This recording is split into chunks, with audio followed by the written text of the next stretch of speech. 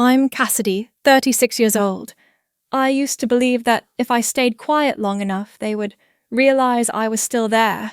But then my name was erased from the cover of the inheritance file, left blank as if I had never existed. This list has been finalized, no additions needed. And I understood some families don't disown you by shouting, but by silence, in print. The front desk looked like every other front desk I'd ever walked up to, quiet, a little cold, polished wood, and a lamp that was too bright. The woman behind the counter wore a plastic name tag, hair pinned up, eyes fixed on the screen. I handed her the printed confirmation from Aunt Barbara's email. She studied it without speaking, then typed something quietly. No reservation under Cassidy Brooks. No booking under the name Brooks at all. I glanced around as if the hallway would offer an answer. Aunt Barbara's email had been clear. Maplewood Hotel, Friday check-in after 3 p.m. Rooms reserved for family. I opened the message again on my phone. It was an old chain subject line in all caps, Mom's 40th memorial. Keep it within family. My name wasn't in the to field, just in the CC line buried among a list of outdated addresses. One of them was mine, Seat Brooks at. The woman at the desk reached into a drawer. I laid the printout flat on the counter. The booking code was faded slightly, the ink blurred from being stuffed in my raincoat earlier. "What's your name, Cassidy Brooks?" A brief pause. Then she slid a pale blue key card toward me. The label read, Ms. Carter. The corner of the sticker was already peeling. Someone had tried to lift it, then stopped halfway. I turned the card over. Twice. Carter. I said it quietly just to hear how it sounded in the air. It didn't help. The elevator was at the end of the corridor. As I pressed the button, my nail brushed over the edge of the label. The dried adhesive flaked away like fine dust. Maybe that's how names disappear too, just thin enough to be lifted. The room on the 6th floor was unremarkable. Yellow, light, beige sheets, a single pillow with the hotel logo off-center. I set my bag on the floor and stood there, still wearing my coat. The phone was in my handscreen, dark. In my contacts, her name was still saved as Mother, all caps, as if that made it feel more permanent. When the call connected, I set it on speaker and placed it on the desk. It rang 3 times. "Cassidy, I'm at Maplewood. They said there's no room under my name." A short silence, like she was checking the freezer or flipping a page. "You don't really need to be there anymore." That was all. Her tone wasn't raised or sharp, just a plain sentence clear enough not to require explanation. I don't remember ending the call. I remember the screen fading back to its default image, a grey band with a thin line of light running across it like a scratch. I sat down at the small desk, still holding the key card. The wrong name stared back at me. I bent it slightly to hear the soft snap of laminated paper flexing, then laid it down. In my head, I saw my grandmother's old bookshelf. When I was little, she used to write her name in purple ink along the inside covers, not to mark ownership, but so people would know where to return the book. I once asked why she didn't just use stickers like a library. She told me, stickers peel. Ink stays longer. Back then, I thought a name written in care must be permanent. Outside, the light was fading. I didn't turn on the lamp. Shadows made the room feel less certain, which helped. I unpacked a cotton sleep shirt, worn thin, the collar stretched from too many machine washes. It smelled faintly like lavender and dry cleaning chemicals. When I pulled it on, the sleeves hung past my wrists. Either the shirt had stretched or I'd shrunk. I couldn't tell anymore. My phone vibrated. Not my mother. My sister. A daisy sticker, no words. I placed the phone face down. No one had asked if I wanted to speak at the memorial. Aunt Barbara's message said family would share memories of Evelyn. I had plenty, the smell of vanilla in her kitchen, the afternoons we spent sketching light and shadows in still life. The times she told me, you don't have to draw something to look real, just something that feels true. But maybe those weren't the kind of memories the family meant when they said meaningful. I never fit the kind they made room for. But for a long time I kept trying by making myself smaller. My hand brushed the zipper of my tote bag. I pulled out the envelope I'd written the week after the funeral. A handwritten note of condolence. I hadn't mailed it. The ink blue, slanted slightly, shaky, had dried on a rainy day in my kitchen. It was short, 7 lines and one thank you at the end for being remembered in the last conversation Grandma ever had with me. I didn't know whether to bring it tomorrow. Maybe it would be like the mislabeled card seen, but dismissed like a clerical error. At 9:17 I made tea. No sugar, no cream. Just heat. The kettle made a quiet, hissing sound before it clicked off. I poured the water into a plain white mug from the cabinet. When I set it down on the glass desk, the table wobbled slightly. One leg shorter than the others. I placed the key card next to the mug. Ms. Carter printed in reverse from my angle. The sticker corner still curled upward. The glue never fully held. I don't think I was forgotten. I think I was replaced with something more convenient. I used to believe that if I did everything right, it might soften the feeling of being left out. Last year, I ordered a bouquet of white tulips to be delivered to my mother's house on her birthday. The florist asked for a message. I wrote to Karen, wishing you a calm and joyful year ahead.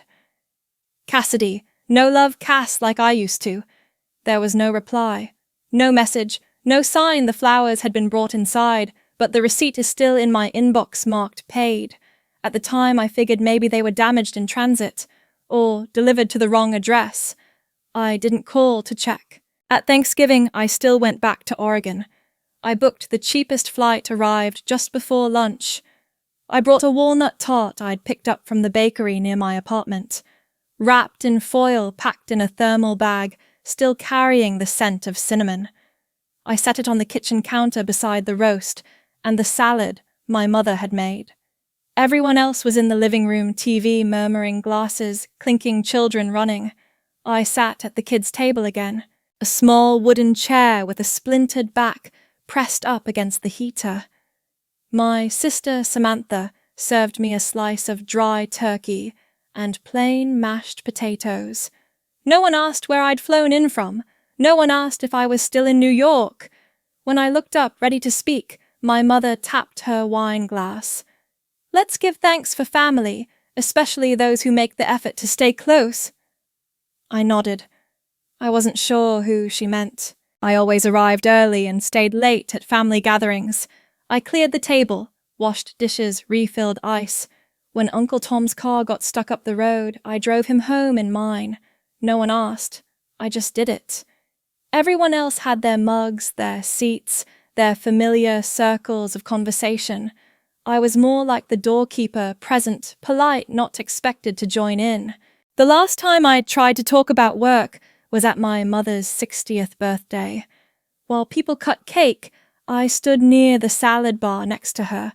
I told her I'd landed a branding project with a small gallery. Cass still plays with colors. Her wine glass didn't even tilt. No one responded. No one laughed. No one objected. I wiped my hands with a napkin. A ring of condensation formed on the wood, small as a bottle cap. Every Christmas, I bought gifts for each person, even on a tight budget. I picked them carefully, quiet gifts chosen with intention. Last year, I gave my cousin Emily a set of fine brushes, the kind I used to wish for. I wrapped them in soft grey paper with a fur print sealed with gold washi tape. No price tag, just a tiny card that read, "To Emily, for the colours you haven't discovered yet. All evening the gift sat untouched beneath the tree. No one opened it. No one moved it. Every time I tried to say I'd worked 3 jobs that year to stay afloat, the conversation shifted to my brother-in-law's promotion. When I mentioned mentoring students in a design showcase, Uncle Mike launched into a fishing story about his new boss. I never interrupted. I poured water for my aunt. I picked up wrapping paper someone dropped. My mother glanced over. "Don't hover, Cass. You're making people nervous." I stepped back. My heel grazed the base of the tree. Some pine needles stuck to the hem of my trousers for the rest of the night. I sent a card at Easter. A simple one, pastel eggs, soft script. I wrote by hand at the bottom, "Hope spring is gentle to you this year." No reply. No acknowledgement. I checked the address, 137 Maple Lane. Still active. I haven't sent a card since. There's a drawer in my kitchen full of diner napkins extras I took home from late meals. I use them to test pens, jot down phone numbers from Subway ads, or sometimes to write things I wish I could have said over dinner. One reads, "I know I'm not what you pictured, but I never meant to make you ashamed. I never gave it to anyone." The ink is faded now, tucked inside a notebook, beside sketches I never finished. I can still picture where everything was in the old house. The ceramic vase. No one was allowed to touch the tilted stack of plates. The clock that was always 5 minutes slow on Friday nights. I showed up on time for dinner every holiday, sometimes early, even knowing I'd have to wait at the door for someone to answer. I used to think if I was steady enough like that clock, even if late, I'd be remembered as part of the setting. I don't remember the last time my mother asked if I needed anything, but I remember the most recent time she touched my hair. It was at my cousin's wedding just before photos. She leaned in. "Let's not draw attention to that haircut."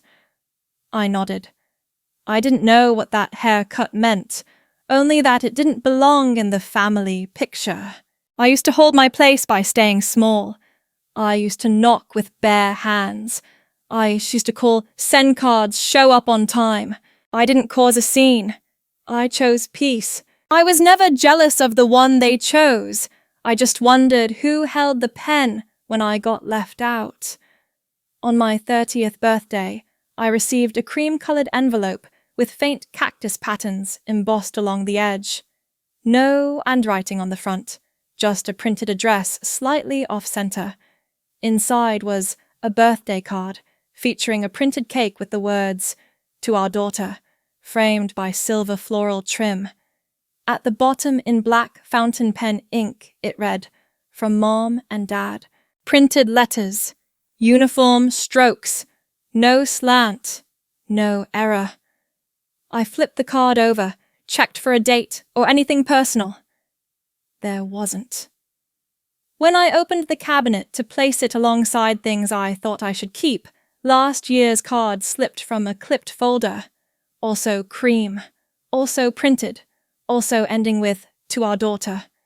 I once tried keeping those objects' cards, gift receipts, processed family photos in a soft grey fabric box tied with linen ribbon. Later, I untied the ribbon, opened the lid, and dropped everything into the bottom drawer of my filing cabinet. No lock, no seal. Just set it down like a call no one picks up, and no one needs to end. At birthday dinners, I usually sliced the cake. I knew how to keep the layers clean, the frosting even. When my mother spoke, she always began with, "Samantha. Sam's campaign won another award this quarter. Sam's team just got promoted to regional lead." I nodded. I'd learned not to interrupt by learning not to exist too brightly. If someone asked, "Still in New York?" I answered with one word. Still. No additions, no questions. Add anything, and it leaves space to cut in. Cassidy's still finding her way. My mother's voice barely nudged the silverware. The others nodded as if finding your way was a season I hadn't yet chosen to leave. When I organized my first exhibition, I didn't send invitations to everyone, just to my mother, my father, and Samantha. The email included a map date time and one line. Just come stand still and look. I thought if I didn't need them to understand, only to be present, that might be easier. No one came. The next morning, while I was dismantling frames and folding tablecloths at the reception table, a message appeared on my phone. "Looks like you changed your hair." I touched the back of my neck where I had trimmed it shorter than the rest. No one asked why. No one mentioned the show. I once owned a pair of black velvet shoes bought by my mother in high school. "These will be good for awards night performances and graduation," she'd said. I kept them until I was 28, even as they faded and the soles cracked. Every time I thought of throwing them out, I told myself I might need them for something important. But no invitations came for nearly a decade. I eventually slipped them into a brown paper bag and left them near the trash by the back fence. No one asked where I'd worn them. No one mentioned the day we bought them. At dinner, when I was 32, they discussed planning new family portraits. My mother pulled out a list. My name wasn't there. She kept reading, holding a blue ballpoint pen with a chewed-up cap. "Cass doesn't always confirm, so let's not reserve her spot yet." I didn't respond. I remember refilling my water glass, placing the pitcher down as quietly as I could. Samantha once sent me a photo of my mother's birthday, table candles, roses, Polaroid-style prints. Among all the framed pictures, there was none of me. There were images of Evelyn, of my parents when they were younger, of Samantha in college. I zoomed in on each corner, hoping to find a trace, a shoulder, a cuff. But there was nothing. I sent a cake emoji. No one replied. I used to avoid wondering out loud. I acted busy. I painted my nails in neutral shades so my mother wouldn't frown. I lowered my voice during phone calls with my father, less pitch, fewer lifts after he once told me I sounded performative. I thought if I removed what made them uncomfortable, maybe the rest of me would be enough. I have an old safety pin from Evelyn's sewing box, slightly bent at the tip rust forming near the hinge. I keep it in my wallet not to fasten anything, but because when I fumble for train tickets or loose change, I feel it. A quiet marker, a thing that used to hold something in place. Once Samantha borrowed my wallet for change and pulled out the pin. Still carrying that junk, I smiled, left the wallet open on the kitchen counter beside a glass of orange juice. I don't count how many times I was forgotten. But I remember how often I tried to be remembered by wearing muted tones, bringing dishes they liked, arriving early, leaving late. I remember standing near the door so that if anyone looked back, I wouldn't seem late, only like someone keeping watch. There are absences not born of distance, but of being quietly erased from memory. It wasn't that I was forgotten. It was that someone had made sure I wouldn't be remembered. I never touched the drawer in Grandma Evelyn's studio, the one with the thin brass handle that squeaked slightly if you didn't open it straight. It used to hold her charcoal pencils, folded fabrics, and that sketchbook with taped corners where she kept studies of wind-blown hair and tired hands. I left it untouched, not out of reverence, but because some spaces hold their own silence better when we don't stir them. When I returned to the house after the memorial just to help clear up, I'd told myself the room was hollow. The easel was gone. The walls were clean. Too clean. Even the faint scuff on the wooden floor where the stool used to sit had been buffed out. A scent of paint thinner lingered, but nothing remained to be cleaned. I looked for the stool in the garage, for the sketchbooks in the side cabinet, for the paint rags Grandma used to wrap around her wrist when she got cold but didn't want to stop working. None of it was there. Not a smear. Not a thumbtack. When I asked Samantha, her voice landed like a corrected draft. Mom said you weren't needed for the distribution part.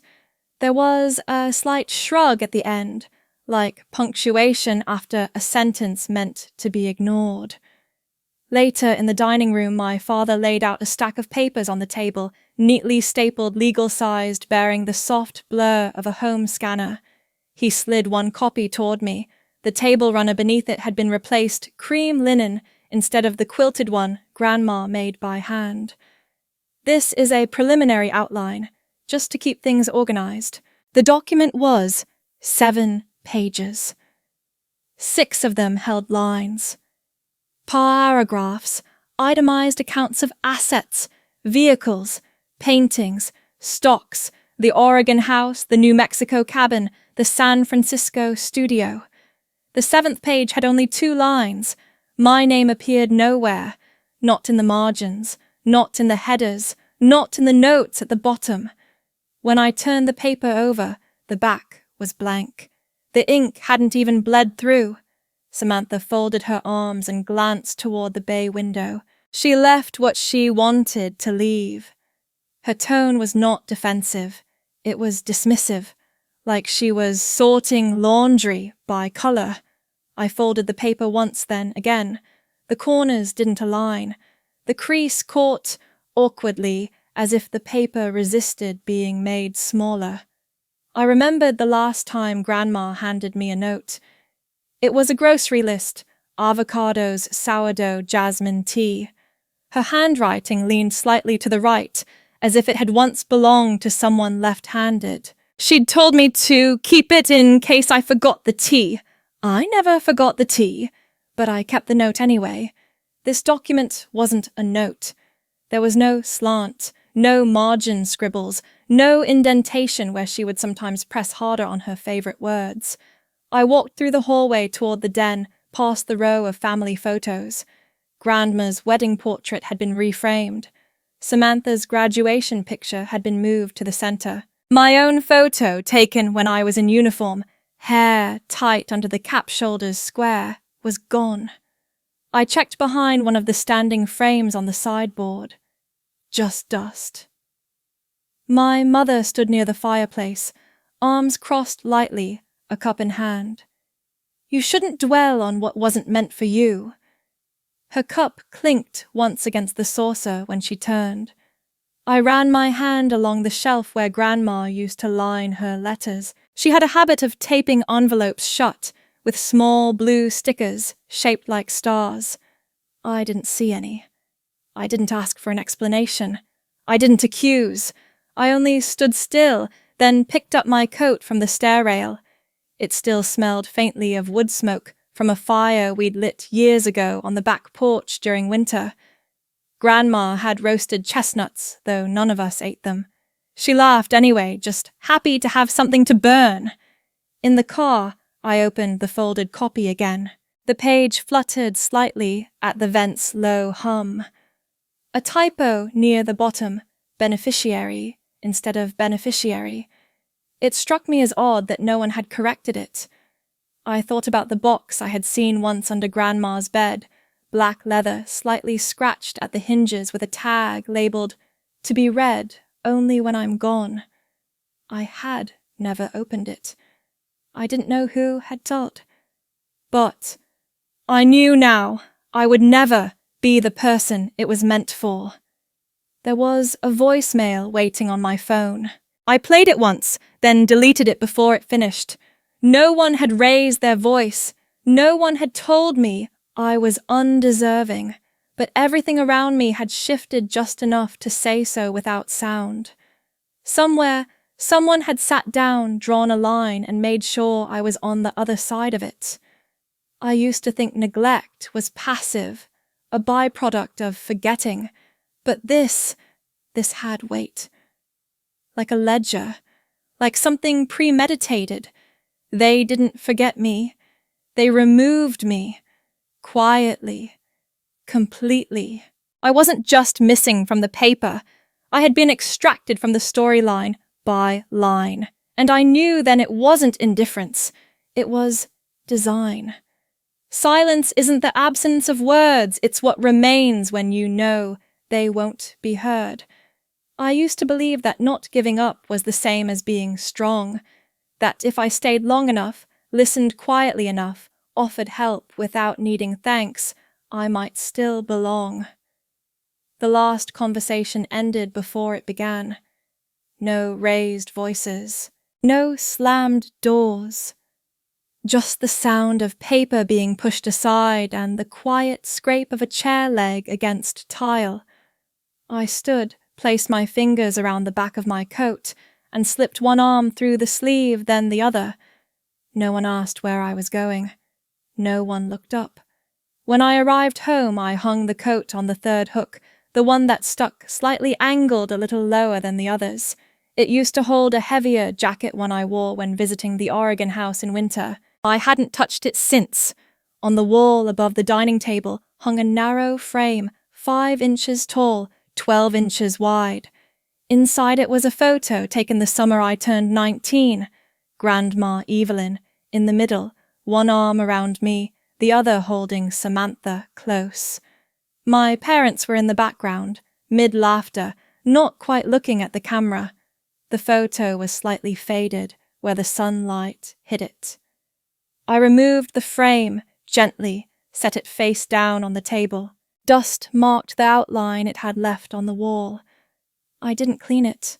I opened the drawer beside the fridge, pulled out a key box lined in felt, and placed the frame inside. I added the spare keys to Grandma's studio, the ones she had given me tied together with green thread, which I hadn't used in years. They made a soft clinking sound when they touched the wooden base. I closed the lid, locked the box, and placed it in the back corner of the wardrobe, behind old sketchbooks. Beneath a wool scarf I hadn't worn since grad school. Later that evening, I opened my phone, went to the contact list, and removed the starred icons next to their names, Mom, Dad, Samantha. The stars disappeared without resistance. I unfollowed them one by one from every corner of the digital spaces where they'd remained.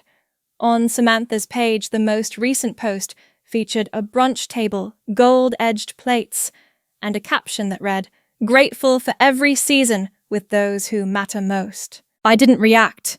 I closed the app. I didn't open it again that night. I composed one message. Con se kom den nua. Hei chum sok ban tun. There was no greeting, no punctuation beyond the final period. I hit send. The screen blinked, then settled into stillness. Beside the entryway hung a key hook I'd made in my second year, out of wood scraps, 5 pegs, one for each home I once held keys to. The 5th hook had been empty since Grandma passed. Her key used to hang there with the smooth leather fob she stitched herself. I ran my thumb along the peg. It wobbled slightly. The silence didn't come all at once. It arrived in gestures, the unopened drawer, the unsent email, the way I didn't reach for the phone before sleeping. The following morning, I made tea without music. I folded laundry without checking my notifications. The world didn't shrink. It just changed its tone. I pulled out a stack of mail I'd been avoiding. One envelope had handwriting I didn't recognize. Inside was a holiday newsletter from a distant cousin, smiling children's school awards a trip to Italy. My name was mentioned once. Cassidy's still out east, doing her art. Folded in italics, like a footnote. I placed the envelope in the recycling bin, flattening it without tearing. Sometimes I found myself halfway through a sentence, then stopped. Not because it hurt, but because the person I would have said it to no longer existed in that context. I stopped rehearsing explanations. I stopped preparing counter-arguments. I started doing only what was necessary. I didn't remove their names from my records. I didn't delete their photos. I didn't need to erase them. I only needed to stop waiting for them to notice I was still there. In the hall closet, a coat still hung that my mother once gave me. Camel wool structured shoulders with a tag that read, Brooks and Lane. I wore it twice.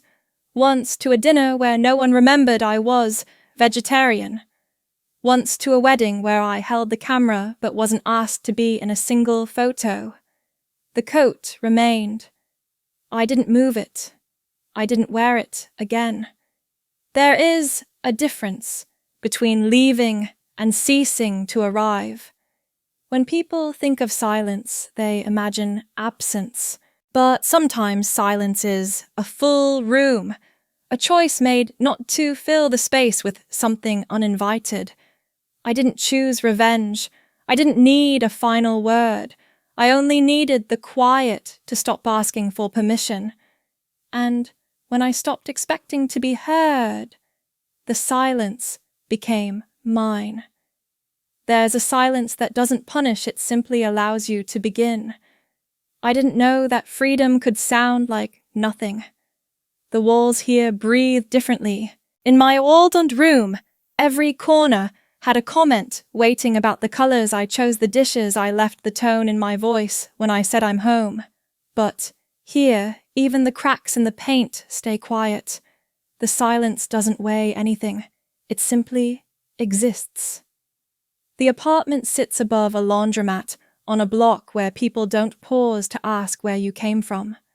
The ceiling has water stains like clouds caught mid-shift. There's a yellowing sticker on the fridge that reads, "Do not unplug," in smudged Sharpie. I left it there. Some warnings feel oddly comforting. The window faces east. Every morning the sun passes through the crooked blinds, drawing lines across the parquet floor. Dust floats in the light, unashamed of its presence. I don't sweep it away immediately. I watch it settle. There's only one chair in the kitchen. I bought it from a man selling mismatched furniture out of a truck on Clarkson Avenue. It creaks every time I shift, like it's remembering other people who once sat in it. I placed it near the counter beside a stack of used sketchbooks I haven't opened yet. The kettle takes its time on the old gas stove. I don't rush it. The whistle is soft, nothing like the sharp call my mother used to make when something boiled over. I reach for the chipped mug with the faint floral rim, fill it with chamomile, and watch the bag release its color, slow like breath through parted lips. There's no one to serve the tea to, no tray to balance, no comment about the choice of mug. It's just me and the warmth in my palms. For once, that's enough. I opened a new set of charcoal pencils last night. The box smelled of paper and oil, and for a moment I held one stick too long, unsure what to draw. Not because I lacked ideas, but because no one had asked in years. When I finally pressed it to the wall, my hand remembered. I didn't plan. I didn't measure. I let the shapes come. 2 hands emerged, palm up. They weren't holding anything, not begging, not resisting, just open. I didn't sign the corner. I didn't need to. There's a closet with no door. I folded my clothes into stacks that don't impress anyone. One drawer holds only socks. Another rolled up t-shirts I once wore to family brunches. I haven't thrown them away. I just haven't reached for them since I arrived. The light bulb in the hallway flickers every 4th minute. I timed it once not out of annoyance but curiosity. The rhythm reminds me of a breath held then released. The kind of pause that used to come before my mother's voice entered a room scanning for what was wrong, before seeing what was present. I don't hear her voice here, not even in memory. That surprised me. The first time I laughed in this apartment, it was because I dropped a spoon and it bounced off the counter like a pinball. No one looked. No one asked if I was being careless. I laughed alone, and the room didn't correct me. There's no art on the walls aside from the one sketch. I'm not ready to decorate. I'm still getting used to the fact that I can. that no one will remove it while I'm gone, or tilt their head and say, "Is that what you're going with?" I caught myself humming last night, not a song I knew, just a sound. I keep my keys in a ceramic bowl by the door. The glaze has cracked down the middle like a silent fault line. It holds everything I don't want to lose. Metro card, safety pin, a crumpled receipt from the grocery store I keep forgetting to toss. Once I stood by the window and watched a woman teach her daughter to ride a scooter. The girl fell, scraped her knee, and looked up, not to cry, but to check if it was allowed. Her mother knelt, brushed gravel from the skin, and said nothing. They stayed like that for a while. No rush to fix, just staying. I wrote one sentence on a sticky note after that fall without apology. I stuck it on the inside of the cupboard. It's still there. I haven't spoken to anyone from home. I don't feel the need to announce that I'm breathing better. Some truths don't require an audience. The neighbors upstairs play old jazz records. I don't know their names, but I know they sleep late and cook with garlic. It slips through the vents, reminding me that life goes on even when I'm not hosting it. One evening I picked up a red sweater I hadn't worn since Thanksgiving 2 years ago. I remembered tugging the sleeves while Samantha complimented herself out loud, and my mother nodded not once, looking at me. I wore the sweater anyway, that day and now. It still fits, but here it doesn't shrink around the edges. I began organizing my supplies again, brushes in one tin, clips in another. I taped paper to the wall and didn't worry about the paint bleeding into the corners. When I finished a piece, I didn't check for approval. I turned off the lamp and let the image exist without praise, without edits. A friend from school sent a text last week. Just a photo of a mural downtown. No message. I saved the image. Maybe I'll walk there someday. Maybe I won't. But I liked that it arrived without obligation. There's a nail in the wall above my bed. I haven't hung anything from it. I just look at it sometimes and think, that's enough. And it is. I haven't felt this unburdened since I was 9. I used to think that distance could keep things clean, but silence collects dust too. The call came mid-morning, just as the water on the stove began to rattle. I didn't recognize the number, but I let it ring through, then picked up on the second try. The voice belonged to Harold Whitmore, my grandmother's lawyer. Precise, professional, dry as a folder. He informed me that a trust had matured. Set up by Evelyn Whitmore. 2 million. Sole beneficiary listed as you. Cassidy Brooks. He said my name carefully, as though checking for cracks. I didn't speak. I remember looking down at the tea bag, still dry on the counter, beside a chipped blue mug I hadn't used in months. The corded tag curled in on itself, unreadable. By the time I returned to the living room, there were 3 new messages waiting. 1 from my mother, 1 from my father, and 1 surprisingly from Samantha. All brief, all with the same airless civility they'd used when speaking to hotel clerks or garden staff. From Mother, let's have a proper conversation at home. It's time we talk like a family. No mention of Grandma. No curiosity about where I'd been or how I was living. Just a smooth line thin as the edge of a letter opener. From Father, we should be on the same page moving forward. Call when you're free. No name signed, just initials typed RB. The envelope arrived 2 days later. Pale ivory paper. My name printed neatly on the front. Inside a folded copy of a bank summary, not addressed to me. 1 small yellow note attached to the bottom. Not handwritten. Typed. We'll need to revisit this arrangement. No salutation, no closing. I remembered the last time I'd seen that notepad. My mother had used it to leave a note for the dry cleaner. No starch this time. Husband allergic. I had wondered then why she had never handwritten anything unless forced to. I sat on the floor, the letter opened across my knees. The blinds were still drawn. I hadn't yet swept. One of the plants leaned too far toward the light. The only sound was the fridge humming slightly off rhythm. I checked the name on the trust documents twice.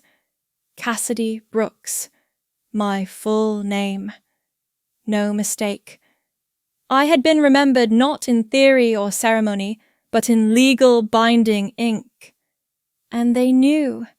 They must have known the moment Mr. Whitmore's office filed the probate notice.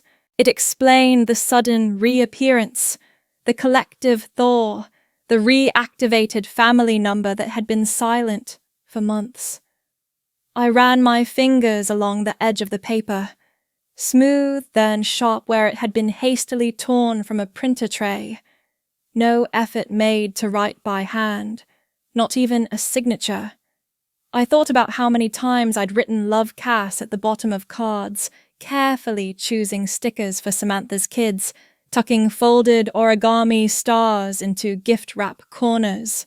They had unwrapped my handwriting and thrown away the ribbon. This wasn't about love. This was about proximity to capital. The phone rang again that evening. I didn't answer. I watched it vibrate across the table until it stopped screen fading to black. The name on the screen read Home. I hadn't changed the contact name. Some things are harder to rename than others. Later, I stared at the kettle, water still in it, untouched from earlier. I poured it out. Refilled. Lit the stove again. Sat down while it boiled. In the silence, I remembered a voice. Not recent. My grandmother's once as I crouched beside her painting cabinet. She had whispered, "Some things you leave untouched because they belong to no one else." I hadn't understood it then. I had wanted to ask what she meant, but she was already mixing pigments again. Ochre into crimson. Silence into color. The trust wasn't just money. It was a memory preserved in legal form. She had made a decision without asking permission. They would try to reinterpret it. They would tell me she hadn't been well. That it must have been a clerical error. That the funds were meant to be shared. That I should consider the bigger picture. The family unit. The future. I imagined the dinner table, my seat still pulled back half an inch too far. The napkin not folded for me. The conversations ending when I walked in. I imagined their surprise not at my success, but at the fact that I had been seen documented, validated outside their control. They didn't want to understand me. They wanted to reclaim the narrative, to make this money part of a shared legacy, even if I had been erased from it moments before. The lawyer's voice had been neutral. That was the difference. It didn't carry shame or discomfort or pride. Just the fact, Ms. Brooks, I will need your signature on the final release form before disbursement. Let us know how you'd prefer to proceed. There had been no follow-up questions, no suggestion that others had called, no hint of surprise that I was alone. I looked at the envelope again, the little yellow note still attached. We'll need to revisit this arrangement. I placed it beside the window, weighed it down with a mug filled with coins, let it sit under the sun. I didn't need to respond. They weren't asking about me. They were asking about the sum attached to my name. Not one message had asked, "Are you okay?" Not one sentence had included, "I miss you." Not even a line that said, "She would have been proud." I ran my thumb along the corner of the envelope. The edge had started to curl.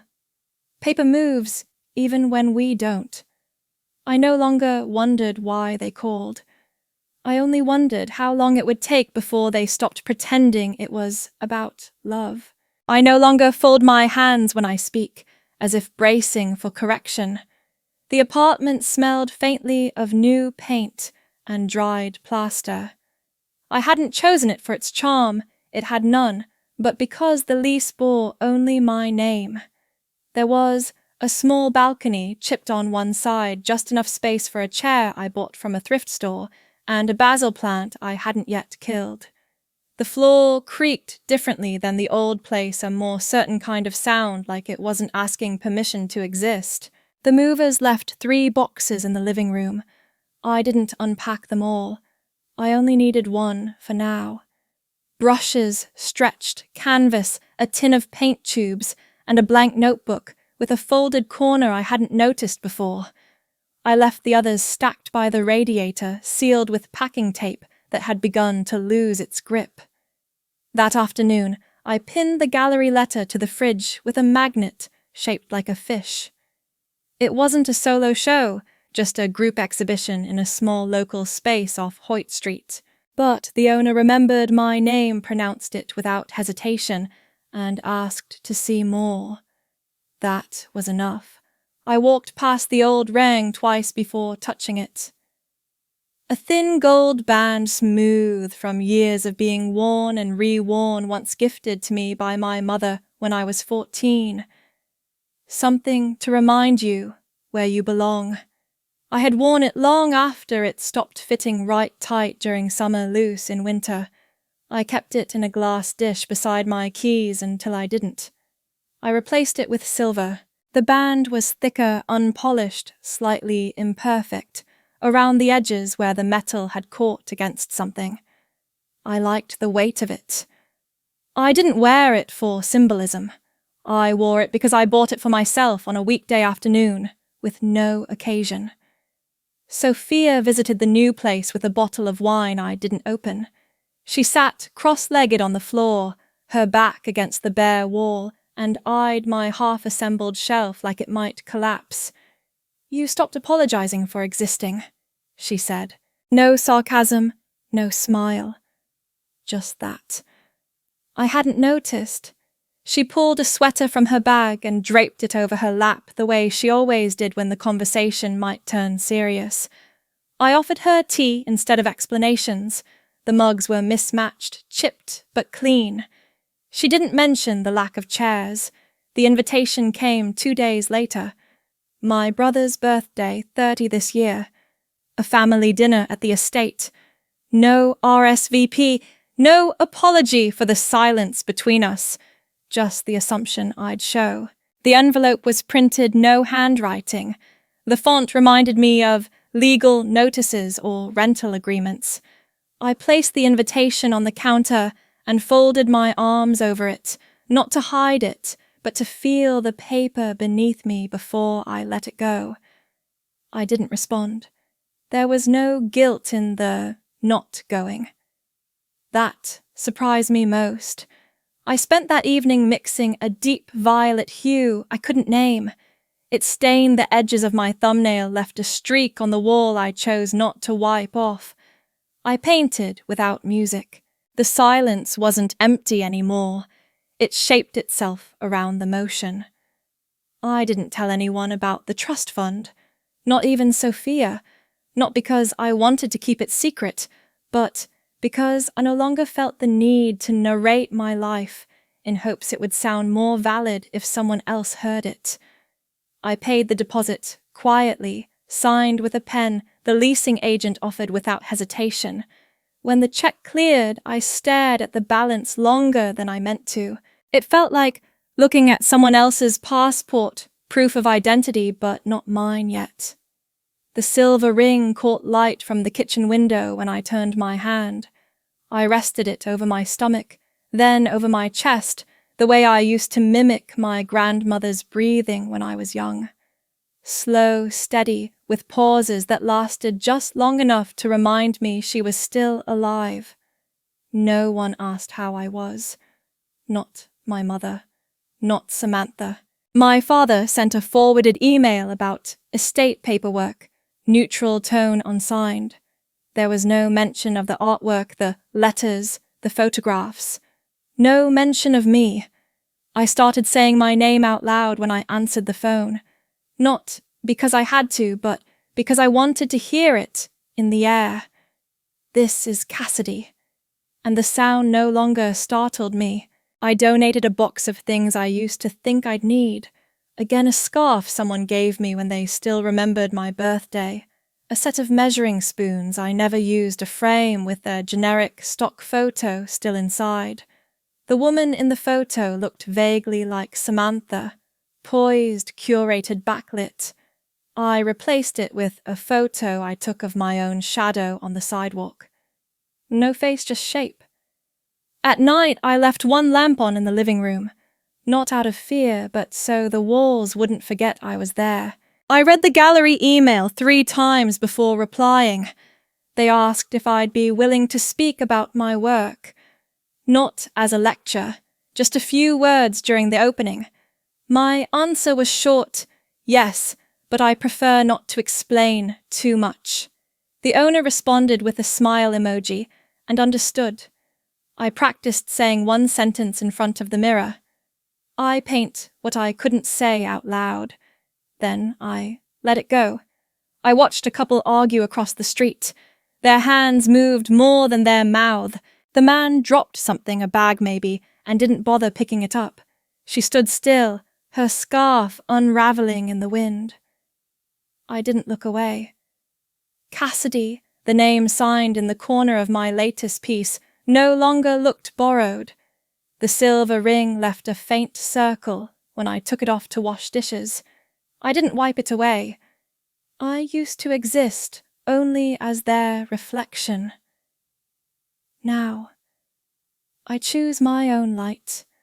I used to think names were permanent like handwriting etched into wet cement. But some names aren't given they're assigned. The office smelled faintly of toner and polished wood. I placed the manila folder flat on the desk, its edges still sharp from the printer tray. Inside the name I would no longer carry, and the one I had chosen.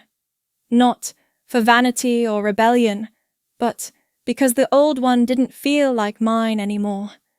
There was no ceremony, no witnesses, just a short form notarized and a clerk who didn't ask why. A stamp clicked into place, and just like that, Brooks was gone. I sat in the waiting area for a while longer than I needed to. My thumb traced the folded crease of the confirmation letter. The paper had weight thicker than standard copy sheets. I kept folding and unfolding the edge until it curled like the corners of the photographs I used to press flat in Evelyn's albums. Later at home, I found the envelope from Harold Whitmore waiting in the mailbox. He had sent a second confirmation regarding the trust. The note was a short, "For your records," and enclosed a summary of the last review meeting. It wasn't what I was looking for, but it reminded me I owed him something more than silence. I wrote back that same night. My handwriting looked strange on stationery, too round, too careful.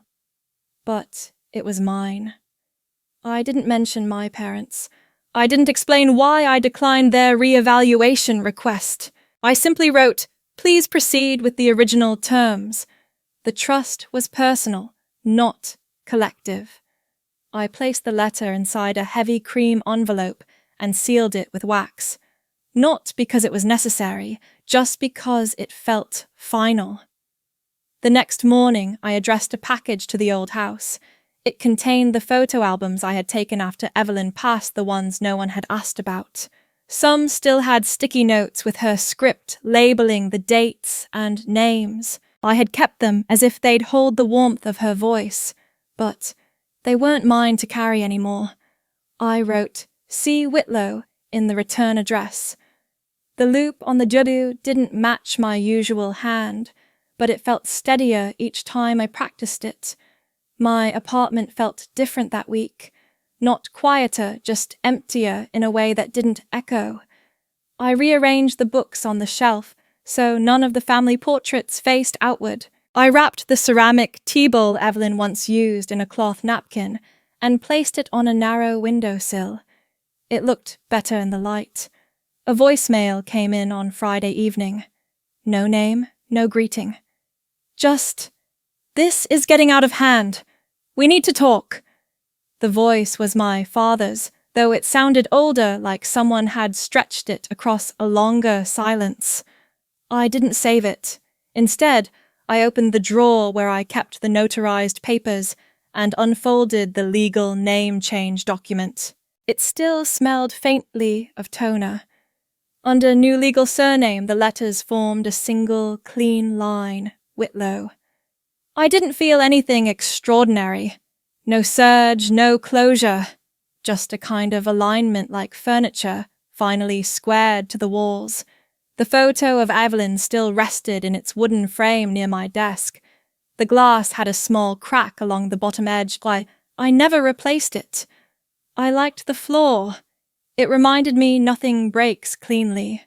The last time she held my face in her hands, she had whispered, "One day you'll understand how silence protects you."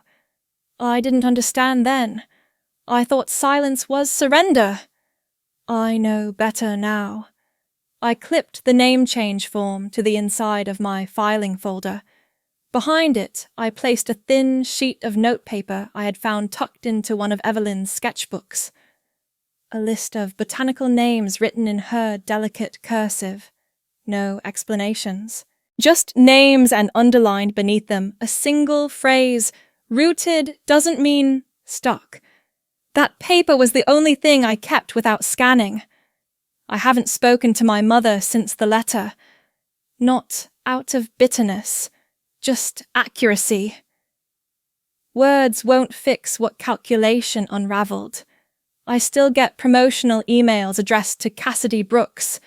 I delete them without reading. The inbox is quieter now. When I ordered new checks from the bank, I hesitated before submitting the form. The new name looked both familiar and foreign, like the first time you write your own initials in wet sand and realize no one can step on them unless you let them. I signed the bottom right corner with slow care. Cassidy Whitlow. And that was enough. I used to practice my own name under my breath, as if saying it clearly would make it belong to me. The floor creaked faintly as I stepped barefoot onto the cool wood, the lines of morning light drawing long shapes across the rug. I didn't pull the blinds. I let the sunlight find its way in without apology. The kettle took its time today. A soft hiss, then a click. I poured the water over a tea bag I had chosen without thinking lavender, not because it soothed anything in particular, but because the box had been almost empty and I didn't like waste. The apartment no longer felt temporary. The picture frames were hung with purpose. The old receipt I had taped to the back of the door was gone, replaced with a small magnet shaped like a fox holding a grocery list I hadn't updated in weeks. At the corner of my desk sat a ceramic paperweight shaped like an open palm. It was smooth white, almost translucent in the sunlight. Beneath it rested a single envelope, cream, no stamp. The last handwritten letter from Evelyn. I hadn't opened it since the week after the name change. Not because I feared what it said, but because I already knew. Her handwriting was visible through the paper, in certain light, the way ink sometimes imprints its presence before the words are read. The curtains brushed gently against the edge of the easel. I had left the canvas unfinished for 3 days now. Not out of hesitation. I simply didn't need to rush. The painting had no figures, no names, just a single object, a small green-blue box resting on a windowsill, light spilling in through a barely opened lid. The inside of the box wasn't painted, just left blank, as if it held something invisible but understood. I titled it Stillness. There was no gallery deadline, no buyer waiting, just a quiet promise I had made to myself to finish it without anyone asking what it meant. The mail slot clicked softly.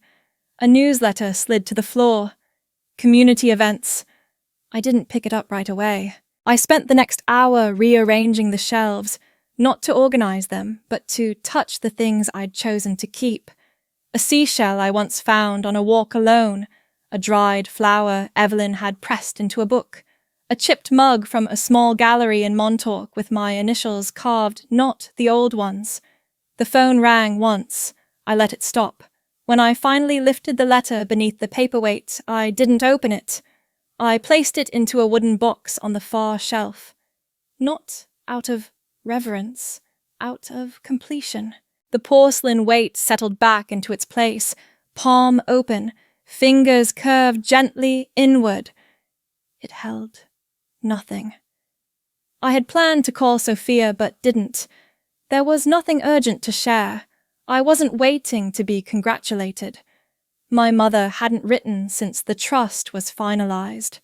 The last envelope from her had no message inside, just a printed statement and a clipped note you can still reconsider. I had folded that paper once deliberately and placed it into the recycling bin without tearing it. I didn't hear from my father at all. Sometimes absence makes more sense than their presence ever did. A neighbor's child was learning violin. The sound floated through the wall with the imperfections of someone trying very hard not to be heard. I didn't mind. The notes were off, but honest. I watered the plant near the window. It leaned slightly, having followed the light unevenly, but it was growing. I didn't rotate it. The tea had cooled, but not gone bitter. At noon I opened the balcony door, even though the air still held a chill. A delivery van honked once down the street. A dog barked in response, then quieted. Someone on the floor above dropped something that rolled before stopping against the far wall. Life moved without asking for witness. I thought about Evelyn's phrase, the one she had etched into the paperweight. Hold. Nothing. Create everything. For years I had held on to explanations I was never asked for. Proofs that remained unread. Gratitude measured in silence, in chores, in absence of resistance. I no longer owed anything to the version of me that stayed quiet to be allowed in the room. I didn't plan to paint a new series. I didn't plan not to. For now, one canvas was enough. The small bookshelf near my bed held no family photographs, not out of erasure, but because those images didn't reflect who I had become. I preferred the sketch I made of two mismatched chairs, facing the same direction, not touching, not turning. That night, I didn't journal. I didn't mark the day with reflection or summary. Instead, I folded the throw blanket at the foot of my bed into a neat square, smoothed the corners, and placed it at the end of the couch. Stillness doesn't require silence, only presence. There used to be a time when I entered a room and searched instinctively for someone to smile at me, to affirm I had arrived, that I mattered. Now, I simply enter. There's no one to clap when I accomplish something, no one to ask where I've been or what I've done. The mailbox doesn't hold letters of praise, but the quiet has a fullness I never knew to long for, and I no longer feel the urge to fill the spaces with proof of worth. There are still moments when I hear my mother's voice not aloud, but the shape of it in my head.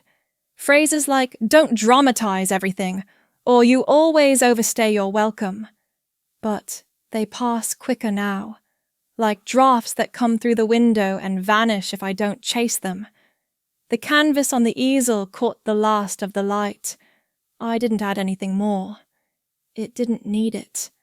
I brewed another cup of tea, not because the first was finished, but because I could. The apartment held its breath in the best way, not waiting, not watching, just being. There were days I used to imagine someone showing up to say I was right, that I belonged, that I mattered, But today was not one of those days. Today I made tea. I opened the window, and I lived.